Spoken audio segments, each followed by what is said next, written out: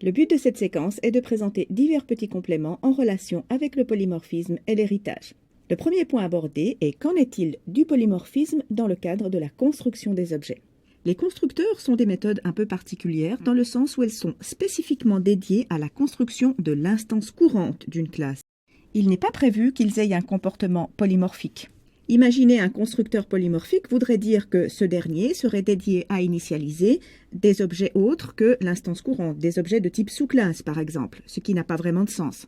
Rien n'empêche cependant d'invoquer une méthode polymorphique dans le corps d'un constructeur, mais ceci est cependant déconseillé.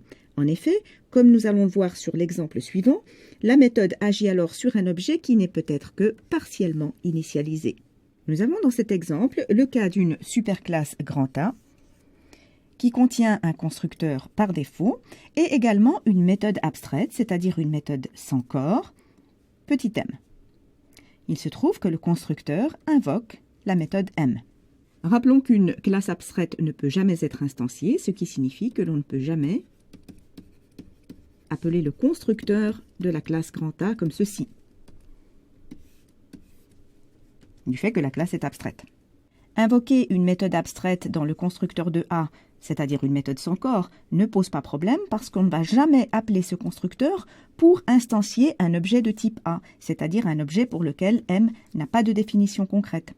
Ceci est donc tout à fait licite.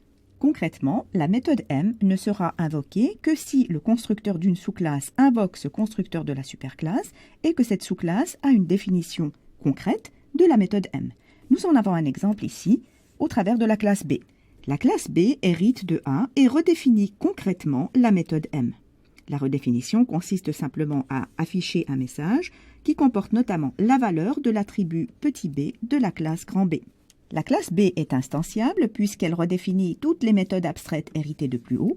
En l'occurrence, il ne s'agit que de la méthode M. Voyons donc ce qui se passe lorsque nous créons une instance de B. L'instance est créée ici au moyen du constructeur par défaut de la classe B. Nous savons que tout constructeur de sous-classe doit nécessairement invoquer un constructeur de la superclasse. Lorsqu'il n'y a pas d'appel explicite à un constructeur via la tournure super, alors nous savons qu'il y a un appel implicite au constructeur par défaut. Cet appel se fait pour initialiser une instance courante qui est un B. Au moment de l'appel à M dans le constructeur de A, puisqu'il y a nécessairement résolution dynamique des liens en Java, la méthode va être choisie en fonction de la nature réelle de l'instance et c'est donc cette méthode M qui va être appelée. Rappelez-vous qu'à ce stade, nous ne sommes pas encore passés par l'instruction qui consiste à initialiser l'attribut petit b de B avec une valeur particulière. Par conséquent, l'attribut B a la valeur qui est donnée par défaut avant toute initialisation explicite, qui est la valeur 0. Ceci signifie que lorsque la méthode M s'exécute, l'attribut B a pour valeur 0 et donc que la construction d'un B va résulter dans l'affichage du message B vaut 0. Si pour nous, l'objet B n'est proprement initialisé que si son attribut petit b vaut 1, alors nous voyons bien que la méthode M est en train de travailler sur un objet qui est partiellement initialisé. D'où le conseil de départ, ne pas invoquer de méthode polymorphique dans le corps des constructeurs. Passons maintenant au point suivant, tout à fait indépendant du premier. Vous vous rappelez sans doute des méthodes toString et equals que vous avez appris à écrire pour des classes. Mais d'où viennent exactement ces méthodes? C'est ce que nous allons voir. Rappelez-vous par exemple de la méthode toString. Cette dernière vous était imposée avec un en-tête particulier. Elle permettait, lorsqu'elle était présente dans une classe, de définir un format d'affichage de l'objet sous la forme d'une chaîne de caractères. Cette méthode toString permet de produire des affichages plus explicites pour des objets. Or, il se trouve que toString n'est autre qu'une redéfinition d'une méthode existant plus haut dans la hiérarchie de classes. Mais que veut dire plus haut, puisqu'ici, par exemple, la classe rectangle n'hérite de personne? Alors, c'est vrai qu'elle n'hérite de personne explicitement, mais en Java, toutes les classes que vous écrivez héritent d'une superclasse universelle qui est la superclasse Object. Et ceci sans que vous ayez à écrire explicitement un lien d'héritage. Cette écriture n'est pas nécessaire, mais le lien d'héritage existe bel et bien. En Java donc, toute classe que vous définissez, si elle n'hérite d'aucune classe explicitement, hérite de Object. On peut donc affecter une instance de n'importe quelle classe à une variable de type Object. La superclasse Object contient notamment la définition par défaut d'un certain nombre de méthodes utiles à tous les objets possibles, par exemple toString, equals ou clone. C'est par exemple la définition par défaut de toString qui permet de réaliser des affichages d'objets sous la forme d'une représentation de leur référence, donc quelque chose d'un peu étrange que nous avons déjà eu l'occasion de croiser précédemment, et la définition par défaut de equals qui se trouve dans la superclasse Object se contente de comparer les références en comparant deux objets au moyen de égal égal. Dans la plupart des cas, ces définitions par défaut ne sont pas satisfaisantes pour vos propres classes et vous êtes amené donc à les redéfinir pour permettre par exemple un affichage plus explicite, une comparaison qui compare les contenus ou une copie correcte de vos objets. Lorsque nous avons écrit la méthode toString dans la classe rectangle de notre exemple précédent, nous étions en réalité en train de redéfinir la méthode toString héritée de Object.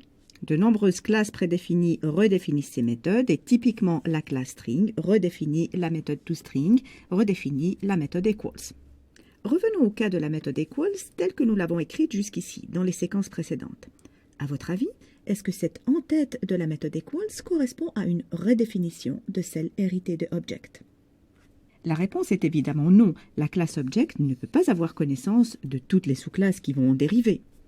L'en-tête de la méthode equals, telle que présent dans la superclasse Object, est le suivant, ce qui signifie concrètement que l'argument attendu par equals est de type Object et non pas de type une classe telle que nous l'avions vu précédemment. Nous avions donc ici, dans la méthode equals de la classe rectangle, un paramètre de type rectangle. Les méthodes equals que nous avons rédigées jusqu'ici ne sont donc pas des redéfinitions de la méthode equals héritée de Object, il s'agit plutôt de surcharge. On parle de redéfinition, overriding en anglais, lorsqu'une méthode d'une sous-classe définit une méthode déjà présente dans la superclasse, une méthode avec exactement le même nom, avec une liste de paramètres et leurs types identiques, et avec des types de retour compatibles. Ce que l'on entend par compatible pour des types de base, c'est qu'ils soient identiques,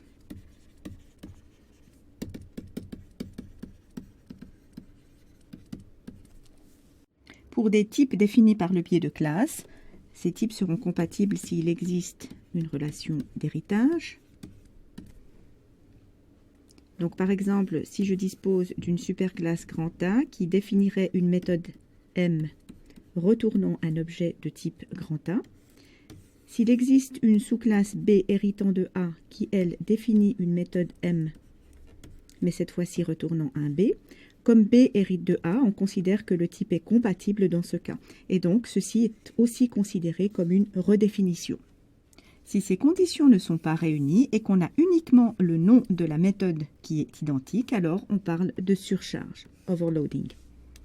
Définir la méthode equals par surcharge, comme nous l'avons fait dans les séquences précédentes, peut parfaitement fonctionner. Simplement en Java, il est plutôt conseillé de procéder par redéfinition.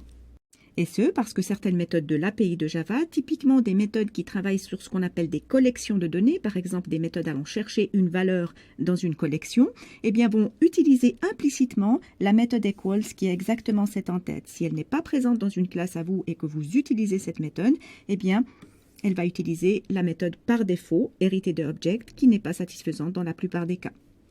Alors, comment procéder maintenant si l'on veut vraiment redéfinir la méthode equals héritée de Object plutôt que surcharger cette méthode? Alors, nous vous présentons ici une façon possible de redéfinir la méthode equals, une façon assez typique que vous pouvez rencontrer dans la littérature. Sachez qu'il existe d'autres façons de rédiger cette méthode equals. C'est une variante parmi d'autres. La difficulté principale que nous avons à affronter lorsque nous voulons redéfinir la méthode equals est que désormais, elle peut prendre en paramètre n'importe quel type d'objet. Lorsque nous utilisions la surcharge, le paramètre était de même type que la classe dans laquelle on définissait la surcharge, donc ici, ceci. Et donc l'invocation de la méthode equals sur autre chose qu'un rectangle, par exemple une chaîne de caractères, fait réagir votre compilateur. Le compilateur va vous dire « ceci n'est pas possible, j'attends un rectangle, vous me fournissez une chaîne de caractères. En revanche, avec une redéfinition, cette écriture devient tout à fait licite. Le compilateur ne va rien dire, va parfaitement l'accepter. Pourquoi? Parce que un objet de type string est un object par héritage. Et du coup, ceci est parfaitement licite. Je peux mettre une string dans un object. C'est donc au programmeur de la méthode equals de définir correctement le corps de sa méthode, de sorte à ce que la comparaison avec d'autres types d'objets que des rectangles se fasse correctement. Typiquement, retourne false. On a envie qu'un rectangle soit comparable à un autre rectangle, et pas à un objet d'un autre type. Pour garantir qu'un rectangle ne puisse être égal qu'à un autre rectangle strictement parlé, il faut tester si l'objet passé en paramètre est de la même classe que la classe rectangle. Ceci peut se faire au moyen d'une méthode getClass, à nouveau héritée de object. Par cette tournure, on peut tester si la classe de l'autre objet est la même que la classe de l'instance courante. Et si tel n'est pas le cas, on retourne false. Pour résumer, lorsqu'on veut redéfinir la méthode equals, on commence, comme nous le faisions d'ailleurs pour la surcharge, par tester si le paramètre ne vaut pas la valeur nulle. S'il vaut nul, on retourne false. Sinon, alors, et là est la nouveauté, on teste si l'autre objet est de même classe que l'objet courant. Si tel n'est pas le cas, on retourne à nouveau false. Et sinon, ici il est garanti que autre objet n'est pas nul, que le rectangle passé en paramètre est bien de classe rectangle, et dans ce cas-là, on peut procéder à la comparaison attribut par attribut, comme nous le faisions dans le cadre de la surcharge. Mais là, nous avons de nouveau une petite difficulté à affronter. En effet, si je veux comparer attribut par attribut, il faut que je teste si la largeur de l'objet courant vaut la même valeur que la largeur de autre objet, et que la hauteur de l'objet courant vaille la même valeur que la hauteur de l'autre objet. Or, autre objet est de type object, ce qui ne garantit pas la présence des attributs largeur et hauteur. Nous savons bien que autre objet contient bel et bien un rectangle. La précaution que nous avons prise ici nous le garantit. Cependant, si l'on écrit quelque chose comme ceci, donc si l'on essaye de comparer la largeur de l'objet courant avec la largeur de l'autre objet en utilisant directement cette tournure, le compilateur va émettre un message d'erreur en vous disant que autre objet est de type object, lequel ne contient pas de champ largeur. Ici, nous convertissons autre objet en rectangle, on parle de transtypage, pour garantir au compilateur qu'il est désormais possible d'accéder au champ largeur. Donc ceci va parfaitement fonctionner ici parce que nous avons bel et bien garanti dans la chaîne d'exécution que autre objet va bel et bien contenir un objet de type rectangle. Si l'on essaye de faire un transtypage alors que autre objet ne contient pas un rectangle, on aurait un message d'erreur au moment de l'exécution. Mais ça n'est pas le cas ici. Donc voilà, globalement, voici comment on peut s'y prendre pour redéfinir la méthode equals avec les nouveaux écueils qui se présentent lorsqu'on fait de la redéfinition plutôt que de la surcharge. Et ceci termine notre petite séquence de compléments.